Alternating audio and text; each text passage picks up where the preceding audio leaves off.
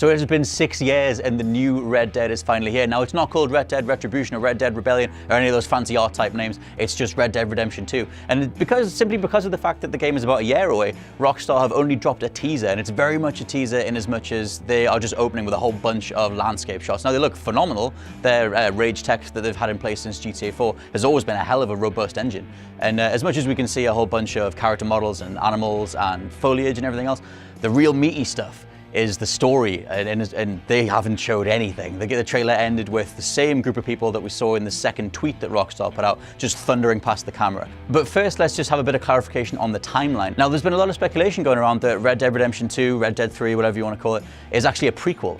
Mainly because the leaked map from back in April showed a very similar landscape, showing the same towns as Blackwater linking up, but without the railroad, therefore placing the game at around about the end of the 1800s.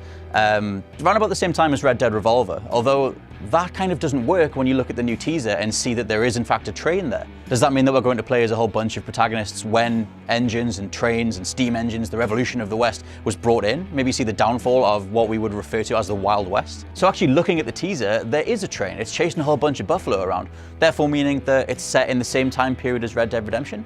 But then hold on, because look at the teaser, the second tweet that Rockstar put out. That's clearly John Marston on the left-hand side. I recognize that silhouette and I recognize that facial hair. That's John Marston. Near the middle of the image, the second character that I can name is Bill Williamson, one of the main antagonists from the game. You can totally tell it's him. He has the same crumpled hat. I mean, come on, Rockstar, you want us to guess who this guy is? It's clearly Bill Williamson. Now, the last of the ones that I would say you can confirm is Dutch himself. Now, he has exactly the same mustache as he did in the original game.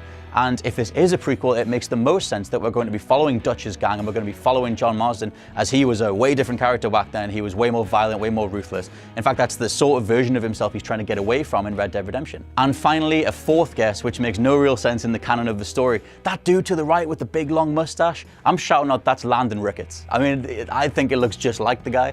Although in the story of Red Dead Redemption, when John Marston comes across him, although he knows him from stories that have been told about Ricketts when he was growing up, it's the first time he's met him. So it doesn't make a whole lot of sense that he rolled with him in Dutch's gang, but whatever. Look at that tash. Who else is that going to be? So although we're about a year away, let us know what you think of the teaser. What do you think of the new engine? What do you think of the storyline potential of doing a prequel to one of the characters who had one of the most famous deaths in gaming history? Is it cool to bring John Marston back? Do we even want to see more of him?